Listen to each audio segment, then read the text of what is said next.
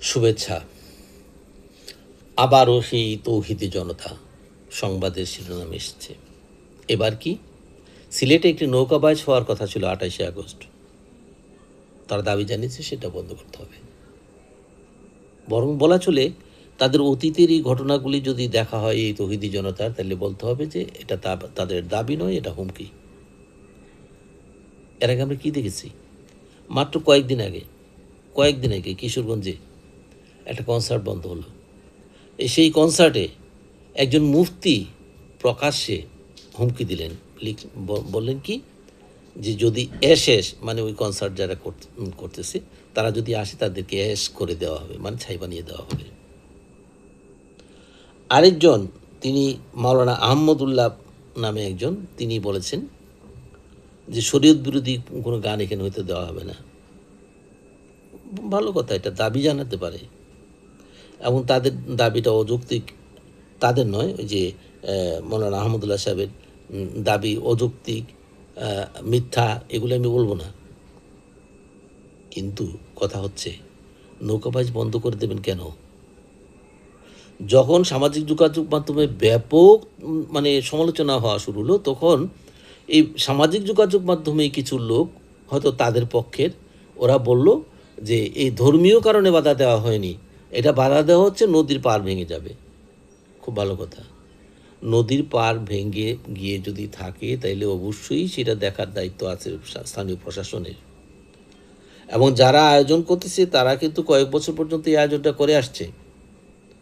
যদি তারপরও মনে করা হয় যে নদী ভাঙন তৈরি হয়, এই তৌহিদি জনতার দায়িত্ব ছিল প্রশাসনকে অবহিত করা, প্রশাসনের মাধ্যমে সেটাকে বাধা দেওয়া। তারা যখন একটা আয়োজনের বিরুদ্ধে পাল্টা আয়োজনের হুমকি দেয়, তখন এটা সংঘর্ষে রূপান্তরিত হবে, এটা যে কেউ জানে। সংঘর্ষর পথকে আহ্বান না করে তাদের উচিত ছিল প্রশাসনকে জানানো, প্রশাসনকে জানিয়ে ব্যবস্থা গ্রহণ করানো, কিন্তু তারা সদম্ভে তাদের দাবি জানিয়ে আসছে এবং সামাজিক যোগাযোগ মাধ্যমে সেটাকে সাপোর্ট করার জন্য একটা গ্রুপ তৈরি হয়ে গেছে। আমার প্রশ্ন হচ্ছে, তৌহিদি জনতা নাম শুনলে তো মানুষের অন্তর কাঁপে। মানুষ ভোলেনি ওই যে কুষ্টিয়ায় জাহাঙ্গীর নামে একজন পীরকে কুপিয়ে পিটিয়ে হত্যা করা হলো। কারণ কি বলা হলো? ভণ্ড পীর। আচ্ছা, আমরা কি ভুলে গেছি রাজবাড়িতে নুরা পাগলা বা নুরুল পাগলাকে সে মারা গেছে, তাকে দাফন করা হয়েছে একটা জায়গায়, সেই কবর থেকে তার লাশ উঠিয়ে আনা হয়েছে। লাশ উঠিয়ে প্রকাশ্যে লাশে পেটানো হলো, লাথি দেওয়া হলো। এখানে শেষ নয়, সেই লাশটাকে পুড়িয়ে ছাই করে দেওয়া হলো, এবং সেটাও হয়েছে এই ধরনের নামেই, তৌহিদি জনতার নামে, ইমাম মুসল্লি বা এই ধরনের একটা নামে। এবং তার আগে তারা কিন্তু সংবাদ সম্মেলন করেও এখানে হুমকি দিয়েছে। আচ্ছা, এই যে ব্রাহ্মণবাড়িয়াতে পুলিশ লাইন্সে কনসার্ট বন্ধ করে দেওয়া হলো, কিশোরগঞ্জে কনসার্ট বন্ধ করে দেওয়া হলো, সেইখানে সব জায়গাতেই তৌহিদি জনতা ইমাম এবং এই ধরনের নাম দিয়ে, আরবি নাম দিয়ে হামলাগুলো কেন করা হচ্ছে?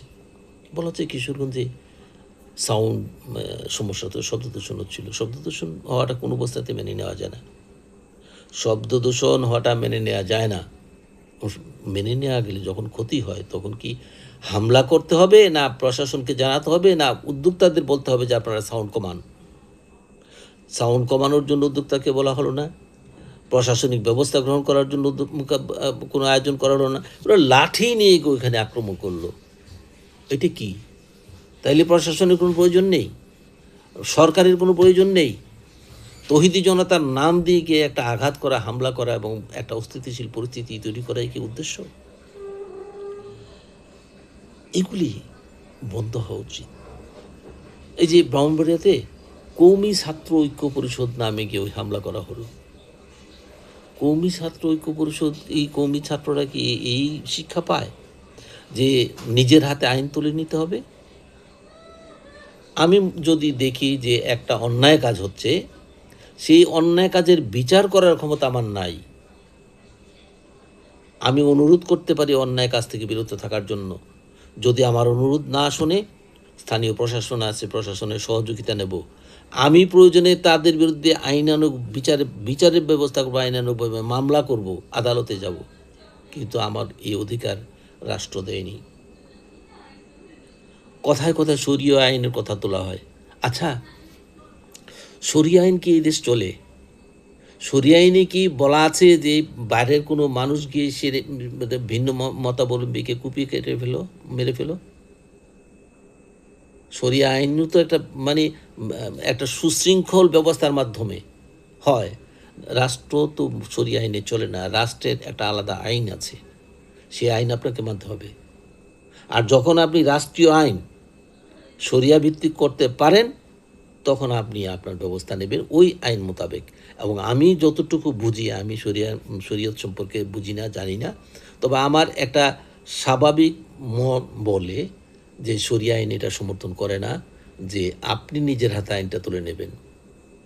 কাউকে মৃত্যুদণ্ড দিতে গেলেও একটা ব্যবস্থা থাকবে, বিচারিক ব্যবস্থা থাকবে। যে কাউকে সেই দায়িত্বটা দেবে না। এই দায়িত্বগুলি কিন্তু তারা পালন করতেছে, কখনো তৌহিদি জনতার নামে, কখনো ইমাম পরিষদের নামে, হ্যাঁ, ইমাম উলামা পরিষদের নামে, কখনো তৌহিদি ঐক্য ছাত্র ঐক্যের নামে, বা এই ধরনের কিছু আরবি নাম দিয়ে তারা এই কাজগুলি করতেছে। তাদের উদ্দেশ্যটা কি? তারা বলতেছে তাদের একজন ইমাম বা সর্বোচ্চ নেতা এক সময় বলেছে, এই আগস্টের আগেও বলেছে, যে 24শে আগস্টে বলেছে এবং 24শে আগস্টের পরেও বলেছে যে বাংলাদেশে কোনো ভাস্কর্য থাকতে দেওয়া হবে না, এবং সেটা যদি তার বাবার ভাস্কর্য হয়, তার ভাস্কর্য হয়, তাইলেও সেটা উনি ভেঙে দেবেন। ওই হুজুর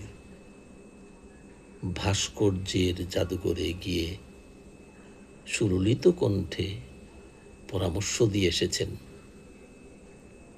এবং ওই তারা বড় একটি রাজনৈতিক দলের নেতার ভাস্কর্যের কাছেও যাননি। সুতরাং এইগুলি সব উদ্দেশ্য প্রণোদিত। ইসলাম তাদের কাছে মুখ্য নয়। সমাজে একটা অস্থিতিশীলতা তৈরি করা, রাজনৈতিক একটা মানে অস্থিতিশীল পরিস্থিতি তৈরি করে তাদের উদ্দেশ্য। আল্লাহ আমাদেরকে হেদায়েত করুক, আল্লাহ আমাদেরকে হেদায়েত করুক এবং দেশকে শান্তিপূর্ণ অবস্থায় ফিরিয়ে আনুক। ইসলামের নামে, ধর্মের নামে যেন আর বিদ্বেষ ছড়ানো না হয়। ধন্যবাদ।